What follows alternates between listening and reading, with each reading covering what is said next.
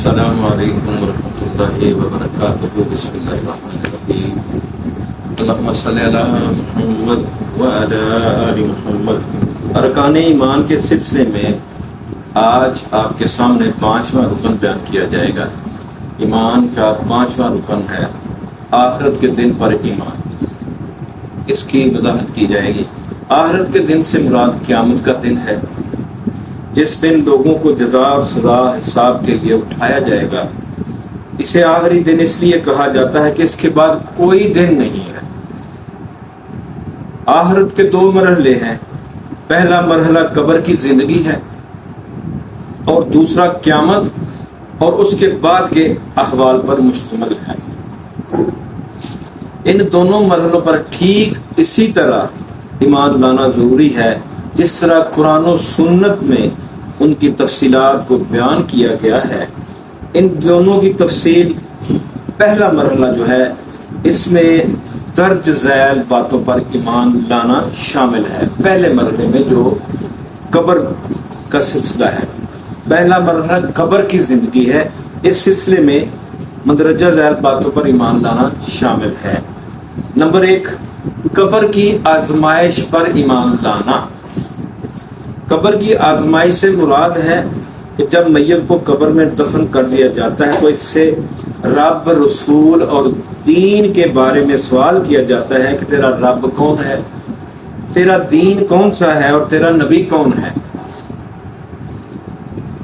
اہل ایمان کو اللہ تعالیٰ صحیح جو آپ کی توفیق عطا فرماتا ہے اور ثابت قدم رکھتا ہے، مومن جواب دیتا ہے کہ میرا رب اللہ ہے، میرا نبی محمد صلی اللہ علیہ وآلہ وسلم ہے اور میرا دین اسلام ہے۔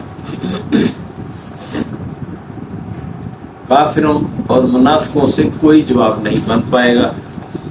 ہائے ہائے افسوس، مجھے تو کچھ نہیں پتا، یہ کہیں گے۔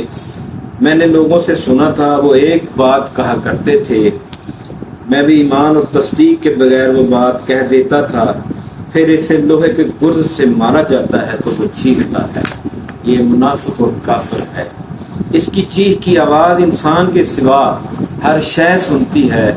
اگر انسان اس کی آواز سن لے تو بے ہوش ہو جائے۔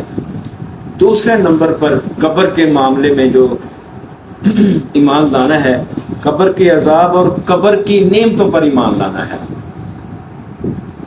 قبر میں عذاب بھی ہوتا ہے، گناہ گاروں کو اور نیکوکاروں کو انعامات بھی ملتے ہیں، اس پر بھی ایمان لانا ہے۔ قبر میں ظالموں، کافروں اور منافقوں کو عذاب ہوگا۔ آل فرعون کے متعلق اللہ تعالیٰ کا ارشاد ہے، النار یعرضون علیہا غدوا وعشیا ویوم تقوم الساعۃ ادخلوا آل فرعون اشد العذاب۔ جو آگ ہے وہ اس پر صبح و شام پیش کیے جاتے ہیں، اور جس دن قیامت قائم ہوگی آل فرعون کو سخت ترین عذاب میں داخل کیا جائے گا۔ نبی اکرم صلی اللہ علیہ وآلہ وسلم نے فرمایا، فلولا ان لا تغفلوا لدعوت اللہ ان یسمعکم من عذاب القبر الذی اسمع منہ۔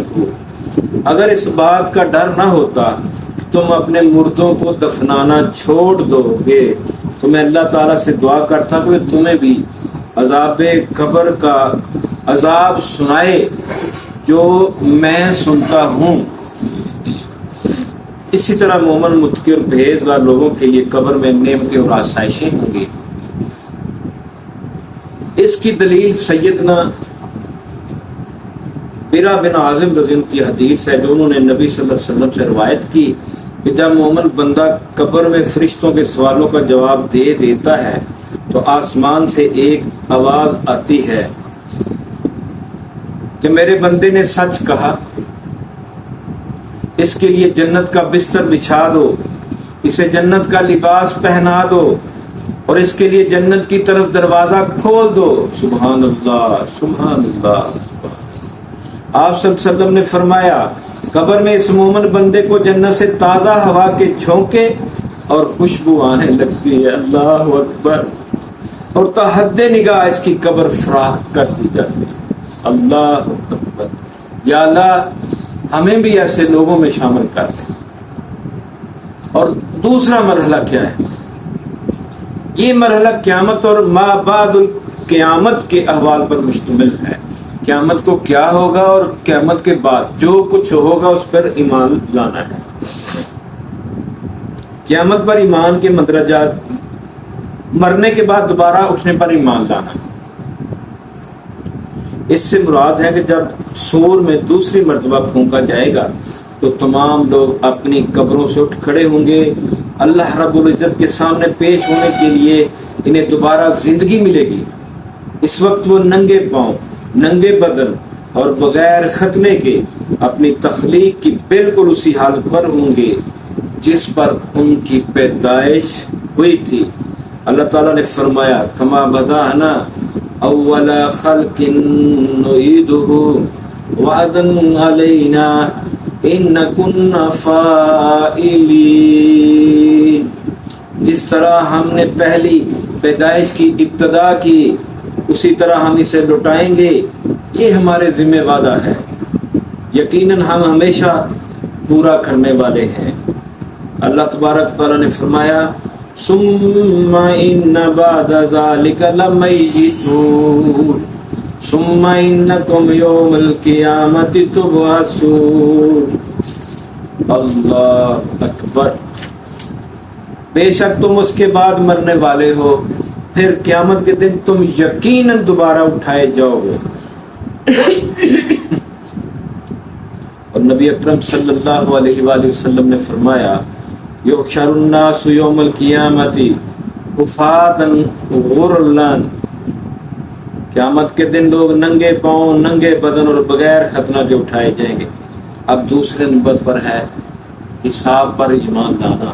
بندے سے اس کے اعمال کا حساب لیا جائے گا اور اس پر اسے جزا دی جائے گی۔ اللہ تعالیٰ کا ارشاد ہے اِنَّ إِلَيْنَا إِيَابَهُمْ ثُمَّ إِنَّ عَلَيْنَا حِسَابَهُمْ، بے شک ہماری طرف، بے شک ہماری ہی طرف ان کی واپسی ہے، پھر بے شک ہمارے ہی ذمہ کا حساب لینا ہے۔ اب اس میں حساب کی قسمیں ہیں۔ مخلوقات کے حساب کی دو قسمیں ہیں، ایک ہے اہل ایمان کا حساب۔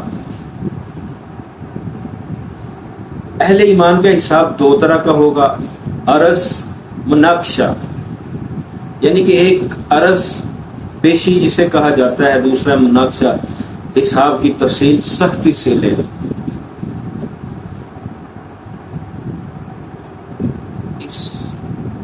اور دوسرے نمبر پر ہے کافروں کا حساب، ایمان والوں کا حساب اور کافروں کا حساب۔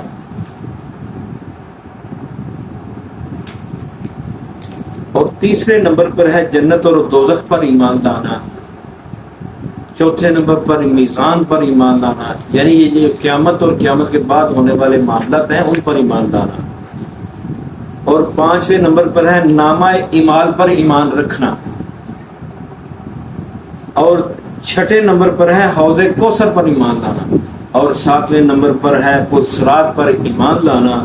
اور آٹھویں نمبر پر ہے نبی اکرم صلی اللہ علیہ وسلم کی شفاعت پر ایمان لانا۔ اب عقیدہ آخرت جو ہے، اس کے بارے میں جو گمراہ لوگ ہیں ان کا عقیدہ آپ کے سامنے پیش کیا جاتا ہے۔ عقیدہ آخرت کے بارے میں کچھ لوگ گمراہی کا شکار ہوئے ہیں جنہیں دہریہ کہا جاتا ہے۔ ان کا خیال ہے کہ انسان مرنے کے بعد فنا ہو جاتا ہے، اس کے بعد کوئی زندگی نہیں۔ مشرکین مکہ اور موجودہ دور کے سائنسدانوں کا خیال بھی یہی ہے، مگر ان کا یہ خیال کئی وجہ سے غلط ہے۔ مثلا اولاً شریعت نے مرنے کے بعد دوبارہ جی اٹھنے کو بطور عقیدہ قبول کرنے کا حکم دیا ہے اور تمام آسمانی کتب اس پر متفق ہیں۔ چنانچہ اللہ تعالیٰ فرماتا ہے زعم الذین کفروا ان لن یبعثوا قل بلی وربی لا تبعثن ثم لا تنبؤن بما عملتم وذلک علی اللہ یسیرا۔ وہ لوگ جنہوں نے کفر کیا انہوں نے گمان کیا کہ وہ ہرگز اٹھائے نہیں جائیں گے، کہہ دے کیوں نہیں، میرے رب کی قسم تم ضرور بل ضرور اٹھائے جاؤ گے، پھر تمہیں ضرور بل ضرور بتایا جائے گا جو تم نے کیا، اور یہ اللہ پر بہت آسان ہے۔ اللہ تعالیٰ نے اسی دنیا میں مردوں کو زندہ کر کے دکھایا ہے، قرآن میں اس کی بکثرت مثالیں موجود ہیں۔ آخرت پر ایمان کے فوائد کیا ہیں، ثمرات کیا ہے؟ اللہ کے سامنے قیام و حاضری کا یقین ہو تو نیکی کے کاموں میں رغبت اور برائی کے خلاف نفرت پیدا ہوتی ہے۔ جہنم، عذاب جہنم اور اس کی ہولناکیوں کے مناظر نگاہوں کے سامنے ہوں تو گناہ کے ارتکاب کے وقت خوف طاری رہتا ہے۔ آخرت کی لازوال، دائمی اور پائیدار نعمتوں پر انسان کا صحیح ایمان ہو تو اس کے ہاں دنیا کی عارضی اور غیر مستقل نعمتیں بے وقت ہو جاتی ہیں، اور آخرت کی دائمی نعمتوں کے حصول کے لیے محنت کرتا ہے۔